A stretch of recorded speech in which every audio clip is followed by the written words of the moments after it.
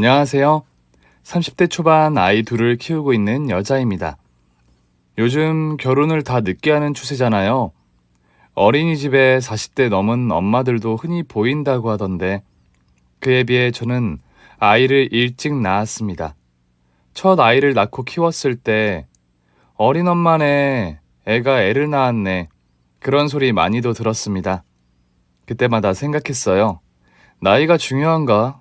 스스로 내린 결정에 책임지는 게 중요하지. 이렇게 마음을 다잡았어요. 인생에 여러 번 무너지는 순간들이 많았지만 참 이 모든 걸 겪고 보니 어른들 말씀대로 우선 살고 볼 일입니다. 살다 보면 만나게 될 사람은 만나고 이어질 인연은 이어지는 것 같더라고요. 어렸을 때 저는 집이라는 곳이 안전하다고 느낀 적이 없었습니다. 오히려 가장 위험한 장소였어요. 학교에 있을 때 마음이 제일 편했고 학교 시간이 다가와 집으로 가야 할 때면 늘 발걸음이 무거워졌어요. 집에 가서 가장 먼저 확인하는 것은 아빠가 집에 있는지, 집에 있다면 술을 마셨는지였습니다. 대낮부터 아빠가 술에 취해 있는 날엔 엄마도 저도 무사하기가 힘든 날이었거든요. 엄마는 낮에 일을 하느라 집에 없는 시간이 많았으니 타깃은 저였어요. 형지야, 이쪽으로 와. 엄마, 지금 시간에 왜 집에 있어? 식당에서 일하는데 네 아빠 술병 한가득 들고 가는 거 보고 뛰어왔다. 너 학교에서 오는 시간이잖아. 엄마, 진짜 맨날 우리는 왜 이러고 살아? 엄마가 미안해. 일단 지금은 엄마 식당에 가 있자. 야, 이것들아 당장 안 들어와! 어떻게 된 게 애미나 딸년이나 집에 붙어있질 않아! 내가 우스워! 휘청거리며 골목을 달려오다 넘어져 길바닥에서 고래고래 소리를 치는 아빠. 그 순간 같은 반 친구들이라도 마주칠 때면 전 정말 그 자리에서 증발하고 싶었어요. 아빠의 술버릇은 세월이 갈수록 심해지기만 했고 저는 고등학교 1학년 때부터 굳게 결심을 했습니다. 성인이 되자마자 이 집에서 나가는 거야. 탈출할 거야. 그리고 전 스스로에게 한 약속을 지켰습니다. 엄마, 나 다른 지역에 일 구했어. 엄마도 나랑 같이 가. 영지야, 어차피 네 아버지 오래 살지도 못해. 그리고 나까지 같이 떠나면 그 인간 너랑 나 찾는다고 세상 끝까지 쫓아올 거야. 엄마가 미안하다, 영지야. 엄마, 진짜 이러다 무슨 일 생기면 어쩌려고 그래? 이거 엄마가 몰래 모아둔 비상금이야. 가서 생활비 보태 쓰고 잘 정착하게 되면 연락해. 알겠지? 그렇게 도망치듯 집을 나왔어요. 혼자 남은 엄마가 걱정되었지만 일단 살아야겠다는 생존 본능이 앞섰던 것 같아요.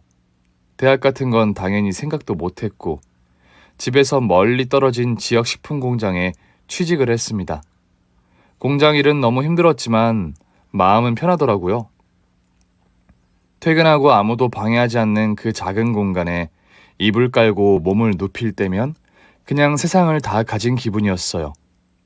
월세방이긴 했지만 내 집이었고 그때서야 집이란 이런 거구나. 두려움에 떨지 않고 잠들 수 있는 곳이구나 생각했던 거였죠. 마음이 안정되자 일도 생활도 즐거워졌어요. 영주씨, 좋은 아침이에요. 안녕하세요, 영준씨. 오늘 얼굴이 좋아 보여요. 아침은 먹었어요? 식품 공장에서 함께 일하던 그는 공장에서 스마일맨으로 유명한 사람이었죠. 힘든 기색 없이 척척 일을 해내고 모두에게 밝고 친절한 사람이었어요. 그래서 그런 아침 인사도 싱긋 보여주는 미소도 다 의례적인 거니 생각했는데 사실 그 사람에게 제가 특별했던 거였어요. 일을 한 지 1년 정도 지났을 무렵 그가 조심스럽게 고백을 했고 타지에서 의지할 곳 없던 저는 그의 마음을 받아들였습니다. 영지씨, 우리 살림을 합치는 건 어떨까요? 그치만 결혼도 안 했는걸요? 걱정되는 마음 이해해요. 영지씨, 나 그동안 성실히 돈 모았어요. 그동안 편찮으신 부모님 모시느라 많이 모으진 못했지만요. 몇 년 전 두 분이 차례로 돌아가시며 더 병원비는 나가지 않아요. 나 정말 꾸준히 일하고 아껴 살았어요. 같이 살면 따로 사는 것보다 생활비 더 아낄 수 있지 않겠어요? 타지에서 아는 사람도 없이 나나 영지 씨나 일 끝나고 혼자 저녁 먹잖아요. 그 저녁이 조금 더 따뜻했으면 좋겠어요. 영준 씨 마음 알겠어요. 조금만 더 생각해 볼게요. 어렸을 때 가족과 함께 살았지만 행복했던 시간이 없었기에 다시 누군가와 같이 산다는 것이 고민이 되었어요. 하지만 1년 넘게 본 이 남자, 한결같이 성실하고 인품이 훌륭한 사람이었거든요. 같이 살면서 돈도 아껴 모으고 준비가 되면 결혼을 해야겠다고 생각했어요. 그렇게 우리는 동거를 시작했습니다. 영지 씨, 아침 해놨어요. 나 발주 들어온 것 때문에 좀 일찍 나갈게요. 먹고 출근해요. 이따 회사에서 봐요. 고마워요. 이따 만나요. 저보다 일찍 일어나 따뜻한 아침밥을 차려주고 저녁이면 오늘도 고생했다며 정성껏 제 손발을 주물러주는 사람이었죠. 나이도 저보다 5살이나 많았지만 꼬박꼬박 높임말을 쓰며 저를 존중해 주었습니다. 그리고 추운 겨울이 지나고 따스하게 불어오는 봄바람과 함께 제 뱃속에는 새 생명의 씨앗이 싹을 틔웠어요. 퇴근하고 같이 저녁을 먹던 중 저는 조심스레 그 사실을 말했습니다. 영준 씨, 나 말할 게 있어요. 네, 무슨 일 있어요? 나한테 내 뱃속에 우리 아기가 생겼어요. 그 말을 듣는 순간 그 남자의 눈에 눈물이 맺혔죠. 그리고 제 두 손을 꼭 잡고 말했어요. 영지 씨, 내가 잘할게요. 내가 책임질게요. 우리 결혼해요. 좋아요. 임신 초기, 무리를 하면 안 되었지만 또 일을 당장 그만둘 수는 없는 상황이었어요. 그 사람은 제가 애를 가진 이후 더 저를 보살펴 주었습니다. 먹고 싶은 게 있다 하면 한달음에 달려가 사왔고 철분이며 임산부에게 필요한 영양제도 챙겨주었어요. 그렇게 임신 중기에 접어들고 안정기가 되었어요. 그날 저는 휴무였고 몸이 무겁고 나른해 집에서 낮잠을 자고 있었어요. 달콤한 잠을 깨운 것은 귓전을 날카롭게 때리는 휴대폰 소리였습니다. 네, 여보세요? 네? 그게 무슨 소리예요? 영준 씨가요?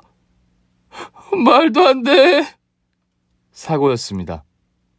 공장에서 반죽을 섞는 기계를 청소하다가 그만 기계 안으로 떨어졌다고 하더라고요. 혼자 작업을 하면 안 되는 것이었습니다. 누군가 기계 작동을 멈춰야 했습니다. 그러나 안전수칙은 지켜지지 않았고 그 사람은 병원으로 옮겨졌으나 곧 숨을 거뒀어요.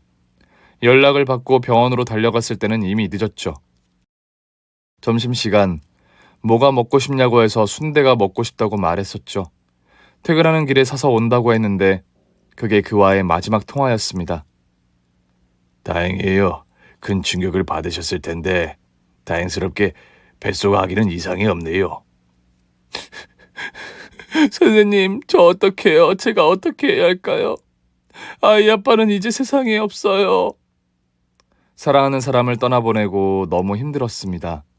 아이가 유산되지 않고 상태가 안정적이라는 말을 들었을 때 감사함과 안도함을 느꼈어요. 태어날 아이 얼굴 한번 못 보고 허망하게 떠난 그 사람이 불쌍했을 뿐이지요. 그 사람이 남겨준 아이, 내가 지켜야겠다. 그렇게 다짐했습니다. 사고 4개월 후, 저는 아기를 낳았습니다. 그리고 출산 직전 엄마에게 연락을 했고, 엄마는 아빠 몰래 제가 있는 곳으로 와주었어요. 엄마, 나 잘 살고 있었는데, 이 아기 아빠 너무 좋은 사람이었거든? 엄마도 보면 틀림없이 좋아했을 건데, 이렇게 되어버렸어. 미안해, 엄마. 미안하긴 뭐가 미안해. 얼마나 힘들었니? 앞으로 얼마나 힘들고, 아이고. 출산 후, 병원에서 퇴원을 하자 엄마는 며칠 집에 머물며 산후조리를 해주셨어요.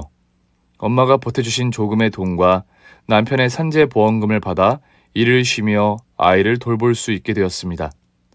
남편의 부모님은 모두 돌아가셨고 법적으로 혼인을 한 것은 아니었지만 저희가 함께 살았고 무엇보다 태어난 아기가 남편의 아이였기 때문에 가능한 일이었습니다. 그렇게 몸을 추스른 뒤에 남편이 떠난 공장, 그 지역에 계속 살기가 힘들더군요. 모든 걸 정리하고 저는 아기와 함께 서울로 올라왔습니다. 안녕하세요, 재훈이 어머니. 안녕하세요. 까꿍. 아이고, 우리 재훈이 오늘도 잘생겼다. 어여 저한테 맡기고 출근하세요. 감사합니다. 재훈이 잘 부탁드려요, 원장님. 겨우 2살 배기 아이를 어린이집에 맡기는 게 쉽지는 않았지만 일을 계속 쉴 수는 없었어요. 저는 백화점의 명품관에 취직을 하게 되었습니다. 공장에서 일할 때 작업복과는 완전히 다른 유니폼, 단정한 블라우스, 구두를 신고 명품관에서 고객님 응대 일을 하게 되었죠.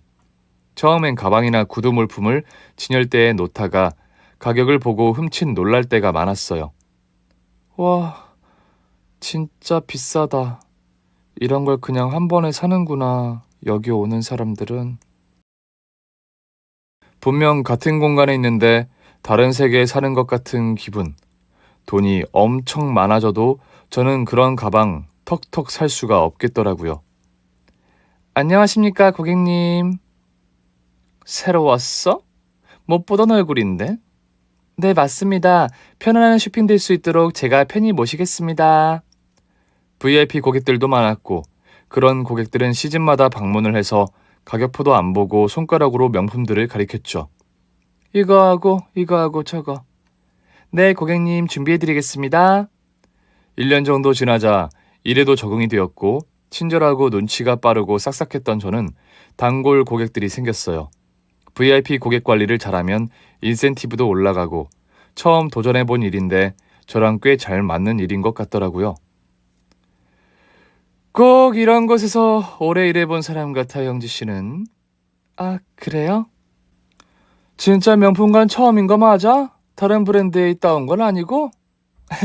아니에요. 열심히 하겠습니다. 그러던 어느 날 매장에 처음 보는 남자 고객이 들어왔어요. 원래 제 담당은 아니고 제 팀장님의 고객이었죠. 팀장님이 급하게 회의에 들어가게 되어서 그 고객 응대를 저에게 맡기셨어요. 안녕하세요, 고객님. 찾으시는 상품이 있으실까요? 네, 이번 시즌 아우터 볼 수 있을까요?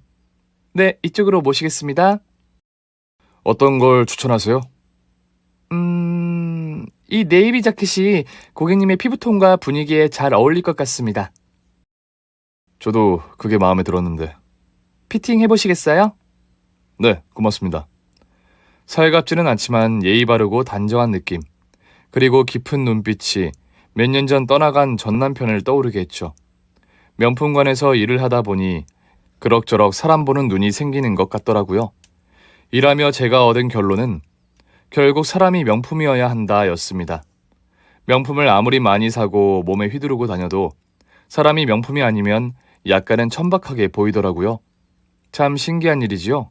똑같이 돈이 많은데 과시하지 않고 있는 그대로 기품이 느껴지는 사람이 있는가 하면 말투나 행동에서 명품으로도 가려지지 않는 천박함, 기운을 풍기는 사람이 있으니까요. 그런 사소한 말투와 행동에서 차이가 난다는 것을 알았어요. 물론 모두가 고객님이시니 친절하게 응대를 했지만요. 그렇게 처음 그 남자 고객 응대를 했는데 그날 제 명품을 받아가더라고요. 한 달 뒤 그 남자는 매장에 방문해 쇼핑을 했습니다. 그리고 또 한 달, 2주, 방문 간격이 짧아졌어요. 올 때마다 제가 응대를 했으니 제 단골 고객이 되었구나 생각했어요. 그리고 어느 쌀쌀한 저녁, 퇴근을 하는 시간이었습니다. 구두를 벗고 편한 운동화로 갈아 신고 후드티에 달린 모자를 푹 눌러 쓰고 백화점을 나섰어요. 김영지 씨? 어머, 안녕하세요. 박윤우 고객님이시죠? 이 시간에 어떤 일이세요? 아, 퇴근하시는 길이죠? 네? 아, 제가 매장에서만 뵙다가. 갑자기 청바지에 운동화, 후드 티셔츠를 푹 눌러 쓴 제 옷차림이 퍼뜩 신경이 쓰이는 거예요. 잘 어울려요. 편안해 보이네요. 이게 원래 영지 씨 모습인가요? 네? 배고프죠? 밥 먹었어요? 저녁 같이 할래요? 아, 고객님. 저녁 저도 함께 하고 싶은데 제가 지금 급히 가봐야 해서요. 아, 그렇죠. 제가 미리 약속을 한 것도 아닌데 실례했습니다. 저 이번 주 금요일에 오프거든요. 그때도 괜찮으시다면. 금요일 점심도 괜찮아요? 요즘 걷기도 좋은 날씨인데 낮에 봐요. 알겠습니다. 그럼 나중에 뵐게요. 배가 고파서 저녁을 먹자는 말에 저도 모르게 그럴까 하다가 퍼뜩 머리에 떠오른 것은 어린이집 종일반에서 저를 기다리고 있을 제 아이였습니다. 그 남자를 뒤로 하고 저는 전속력으로 달려 어린이집에 맡긴 아기를 데려왔어요.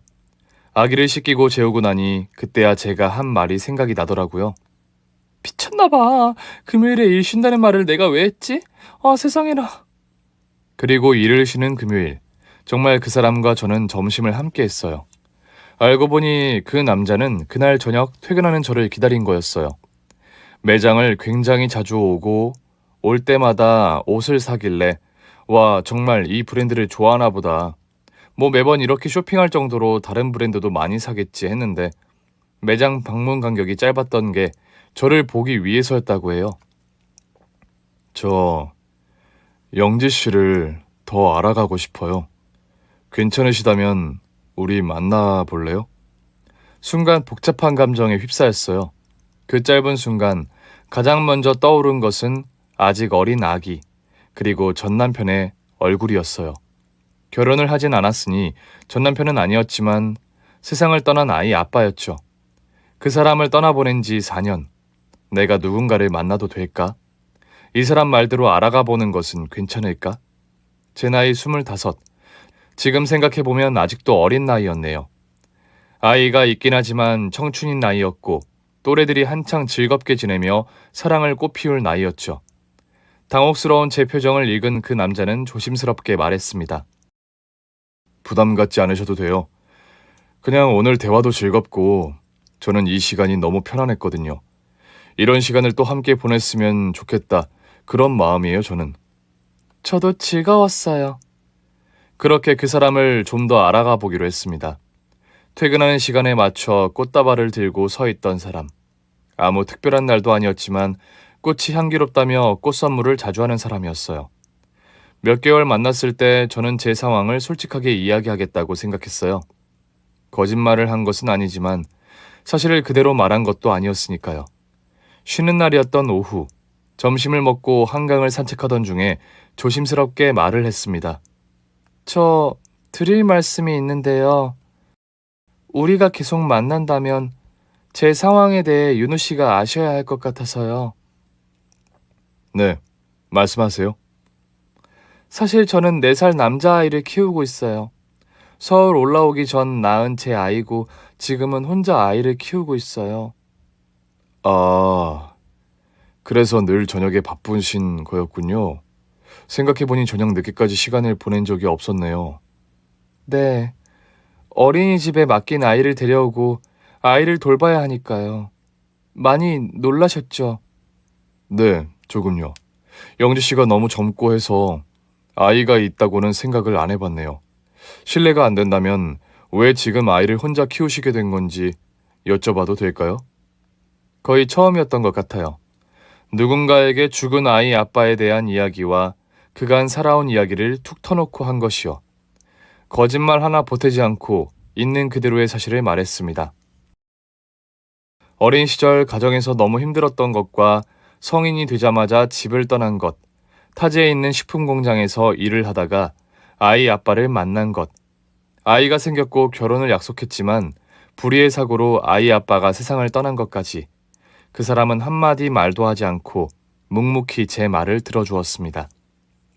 이윽고 제 이야기를 다 마치자 정말 조심스럽게 위로해주듯 저를 토닥여 주었어요. 너무 고생 많았어요.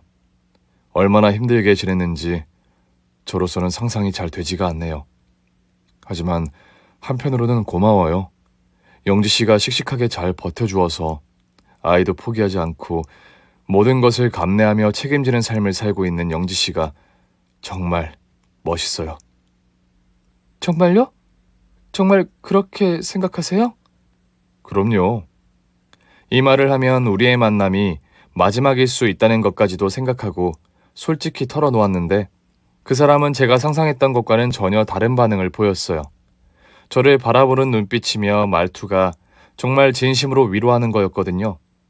명품 매장에서 일하면서 사람 보는 눈이 생긴 것 같다고 했잖아요. 이 사람은 진짜다. 사람이 명품이다. 이런 생각이 들더라고요. 그리고 그 뒤에 이어 그 사람도 자신의 이야기를 하고 싶다고 했습니다. 저도 제 상황을 솔직하게 말씀드려야 할 것 같네요. 네, 말씀하셔요. 사실 전 한 번 다녀온 사람입니다. 아, 영지 씨와는 반대의 상황이죠. 영지 씨는 결혼을 하진 않았지만 아이가 있고 저는 결혼을 하고 이혼을 했지만 아이는 없어요. 그렇군요. 들어보니 그 사람도 꽤나 고생을 했더라고요. 이혼을 했다는 전처. 그 여자는 이 남자의 물질만을 사랑했던 여자였다고 해요. 만나고 사귀는 동안에도 끝없이 명품 선물을 요구했고 기념일에는 더 큰 선물, 부담이 될 법한 금액이었는데 늘 이렇게 말했다고 하죠. 오빠, 그거 알지? 명품은 오늘이 제일 싼 거야. 사실 틀린 말은 아니었습니다. 샤땡을 선두로 해서 모든 명품 가격이 해마다 오르고 있었으니까요. 3달에 한 번은 해외여행을 요구했다고 해요. 그 여자의 심한 사치에 결혼을 할 수 없겠다고 생각하던 그때 그 여자가 폭탄 선언을 했다고 하더군요. 나 임신했어. 정말이야? 반응이 왜 이래? 오빠 기쁘지 않은 거야? 나 너무 서운해.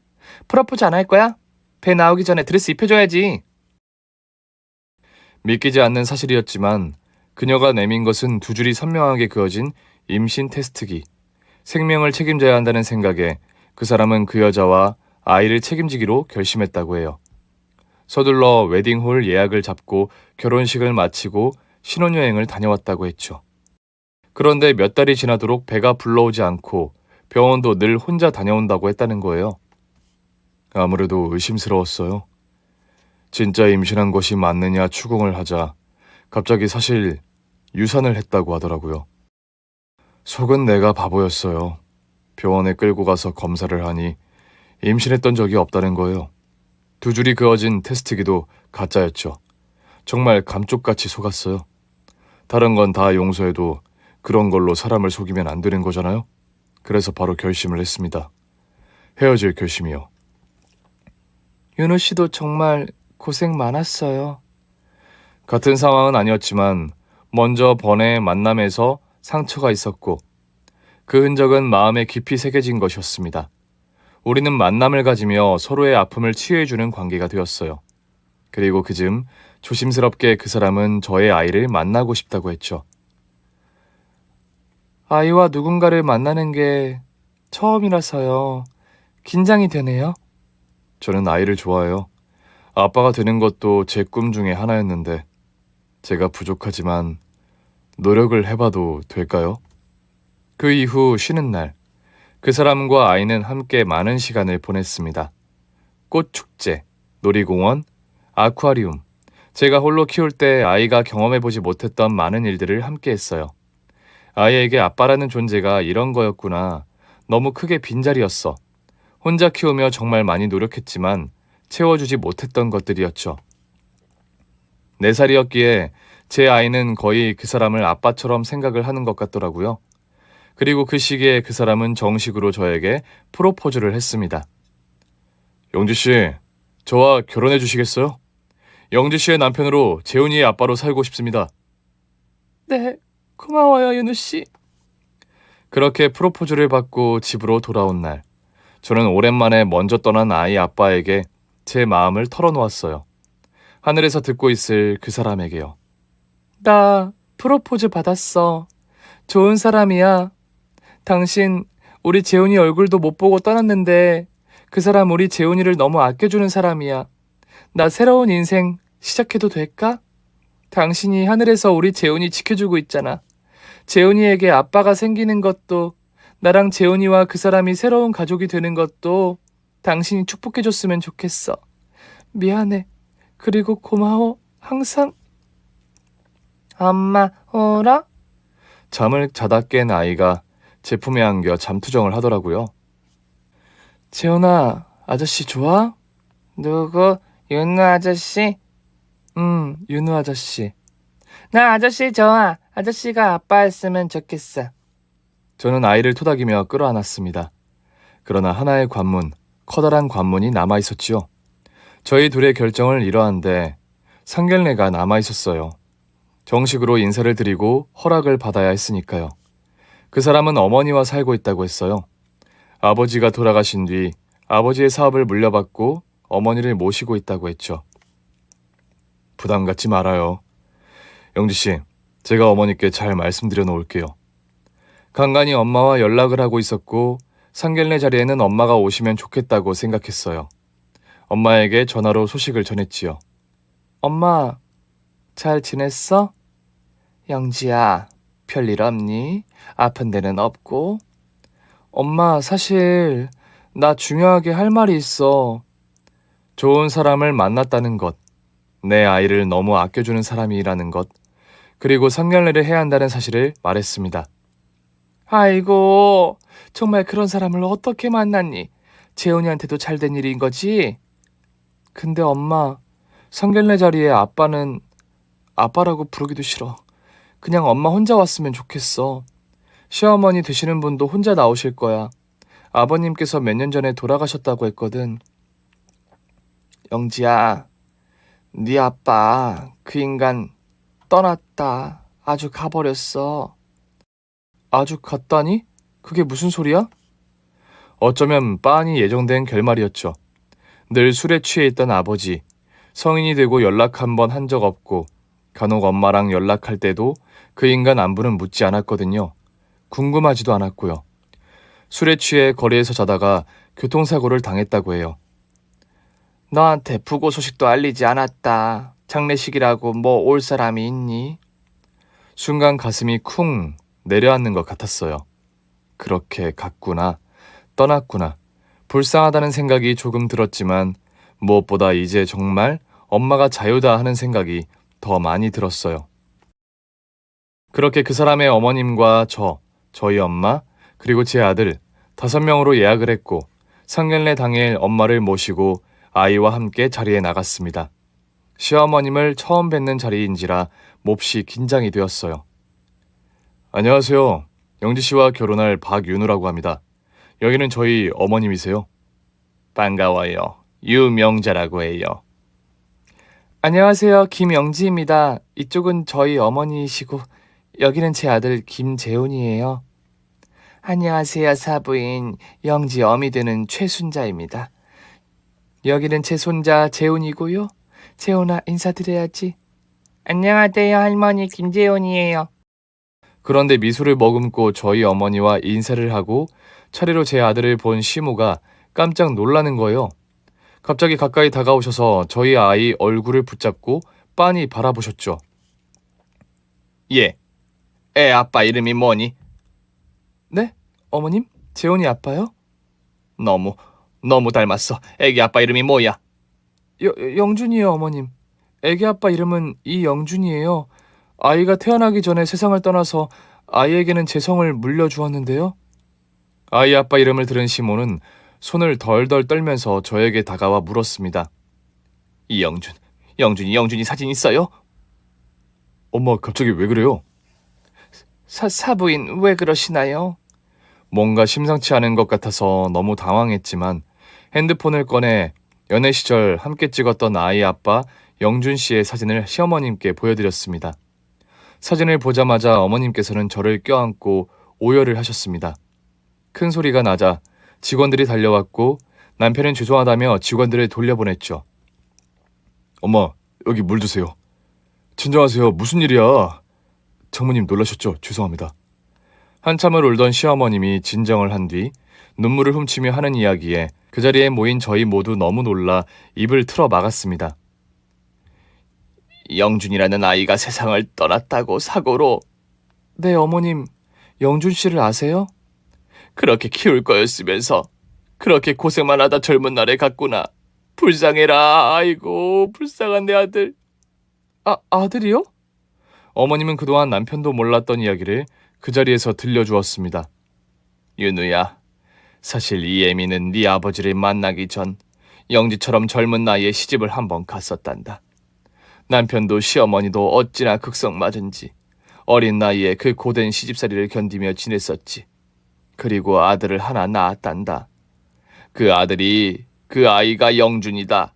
내가 여기 있는 영지 아들 재훈이를 보는데 그 얼굴이 어렸을 때 영준이 얼굴이랑 꼭 닮아서 직감적으로 알았지 뭐냐. 재훈이가 영준이 아들이라고. 아니면 그렇게 닮을 수가 없다고. 근데 그게 정말이라니. 아이고 하느님. 영준 씨가 어머님 아들이요? 말씀하신 것처럼 시어머님은 집안이 어려워 어린 나이에 일찍 나이가 많은 남자에게 팔려간 듯 결혼을 했다고 해요. 그 고된 시집살이를 다 견디며 아들까지 낳았지만 그 나이 많은 남자는 매일같이 도박판에 술판에 가정을 거의 돌보지 않는 사람이었다고 합니다. 시어머님은 견딜 수가 없어서 도망을 쳤다고 해요. 어느 정도 살 곳을 마련하고 아이를 데리러 갔는데 어머님의 시댁에서는 절대 아이만은 줄 수 없다고 했답니다. 이씨 집안 아들이라고요.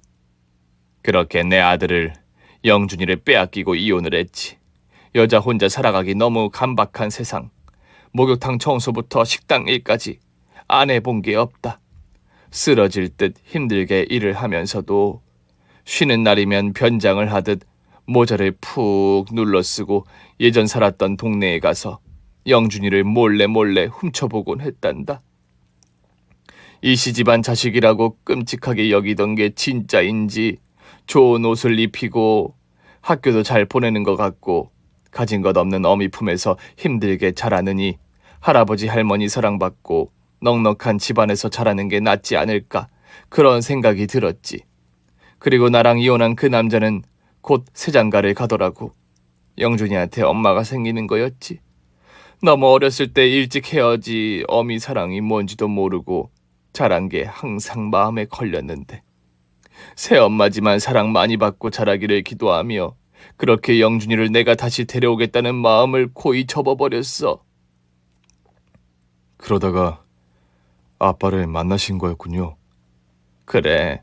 그때 네 아빠가 사업을 시작하고 한창 이리 뛰고 저리 뛰던 시절이었는데 내가 일하던 식당에서 자주 점심을 해결하곤 했지. 어쩔 때는 저녁까지도 먹고 나도 가진 것 하나 없었고 네 아빠도 가진 것 하나 없는 시절이었다. 그렇게 결혼을 하고 살았는데 정말 세상에 이런 인연이 다 있을까요? 세상을 떠난 아이 아빠가 제 아들 재훈이의 아빠가 윤우 씨 어머님의 아들이었다니요. 어떻게 이렇게 만날 수가 있을까요? 그렇다면 그 사람이 제 형인가요? 왜 형이 있다는 이야기를 한 번도 안 하셨어요, 저한테도.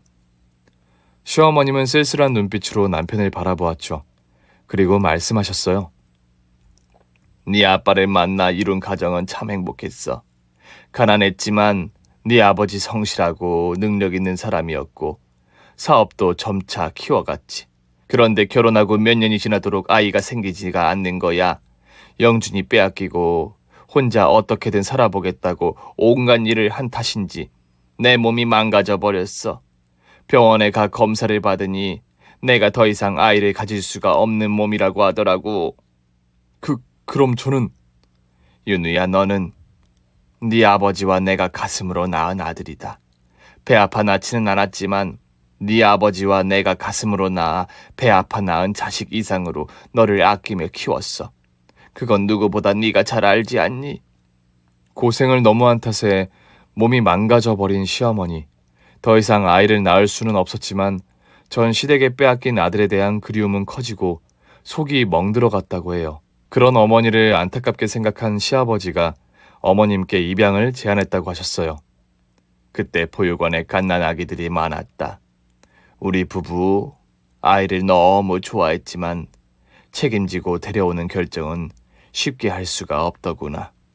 그래서 주말마다 보육원과 고아원에 봉사를 다니곤 했어.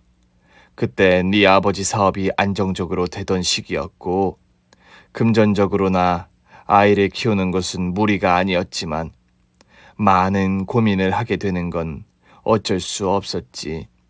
생명을 책임지는 일이니까. 그렇게 시아버님과 어머님은 보육원 봉사를 매주 다니며 갓난아기들 기저귀를 갈아주고 물품도 기부하고 선행을 이어갔다고 해요. 그러다가 제 남편이 된 사람, 윤우 씨를 데려오게 된 거였죠. 너는 아기 때부터 눈빛이 초롱초롱했다. 순해서 때도 안 쓰고 잘 울지도 않았지. 주말에 봉사 와서 수많은 아기들을 보는데 유독 내 품에 안기면 새근새근 잠드는 너를 보고 돌아오길 몇 주 집에 와서도 네 얼굴이 아른아른거리더구나. 그래서 네 아버지와 나는 너를 우리 아이로 키우기로 입양을 결심했단다. 왜 그동안 저에게 말씀하지 않으셨어요? 아버지 돌아가실 때도 저한테 할 말이 있는 것처럼 그랬는데 끝끝내 말씀하지 않으셨잖아요. 그게 상처가 되었다면 이 애미를 탓해라. 네 아버지는 언젠가 네가 자라면 이 이야기를 해줘야 한다고 말씀하셨는데 나는 네가 자라는 동안 그런 걸 모르고 자라기를 바랐다. 그냥 넉넉한 가정에서 사랑받는 외아들, 그렇게 너를 키웠고 네 출생에 관한 상처, 그런 것은 네가 모르고 자라기를 바랐어. 그런데 어느덧 네가 성인이 되고 이제는 말을 해야 하나 했는데 네가 다 커버리니 더 말을 하기가 어렵더구나. 그런데 이렇게 새아가를 맞이하게 된 자리, 이 손주 녀석 재훈이를 보니 사람의 연이란 정말 하늘의 뜻이구나. 더 이상 덮을 일이 아니라는 마음이 들어 이제야 털어놓는 어미를 용서해 주렴. 저희 엄마와 저, 남편 모두 쉽게 입을 떼지 못했어요. 가장 충격을 받은 건 남편이었죠. 평생 모르던 사실을 오늘에야 이 자리에서 알게 된 것이었으니까요. 잠시 바람을 쐬고 오겠다며 남편이 자리를 비운 사이 저는 어머님의 손을 잡고 말했어요. 어머님의 친아들, 그러니까 세상을 떠난 재훈이 아빠, 영준 씨는 참 선한 사람이었어요. 모두에게 친절하고 성실하고 어두운 곳을 밝혀주는 촛불 같은 사람. 그런 사람이었기에 저도 어린 나이였지만 그 사람을 믿고 아이를 낳게 된 거였고요. 물론 너무 일찍 떠나 우리 재훈이 얼굴을 본 적은 없지만 저는 항상 믿어요. 너무 착해서 하늘에서 일찍 데려간 그 천사가 저랑 재훈이를 항상 지켜준 거라고요. 너무 고생만 하다가 일찍 떠난 사람이었지만 어머님을 닮아 정말 선한 사람이었어요. 고맙다 얘야. 내가 그 애를 빼앗기고 나올 당시만 해도 시댁이며 그렇게 어려운 집은 아니었는데 어쩌다 또 공장에서 일을 하다 그런 사고를 당한 건지 새어머니에게 구박만 받고 자란 건지 가슴이 미어질 것 같은데 그래도 떠나기 전 너처럼 마음 좋은 아가씨를 만나 행복하게 지내다 떠났구나. 내 아들 고맙다 얘야. 영준이 마지막을 지켜줘서 또 영준이가 이 세상에 남긴 아이 재훈이를 포기하지 않고 잘 키워줘서. 그리고 남편이 돌아왔죠. 남편의 표정은 한결 밝아 보였어요. 그리고 곧장 시어머님을 안아주며 말했어요. 엄마, 돌아가신 아버지와 엄마에게 감사해요. 정말 두 분의 아들로 저를 부족함 하나 없이 잘 키워주셨어요. 두 분이 제 부모님이고 제가 엄마 아들인 거 그건 변함이 없잖아요. 윤우야 내 아들. 기른정 무시 못한다고 하잖아요. 저희 어머님 비록 제 남편을 배 아파 낳지는 않았지만 배 아파 낳은 자식 못지않게 사랑으로 정성껏 키우셨습니다. 배 아파 낳은 자식을 늘 가슴 한켠에 두고서 그 자식에게 못다한 사랑을 저희 남편에게 쏟으면서요. 그렇게 눈물의 상견례를 마치고 나서 저희는 결혼식을 했습니다. 저희 엄마와 시어머니 곱디고 온 한복을 맞춰 입으시고 화촉을 밝히셨죠.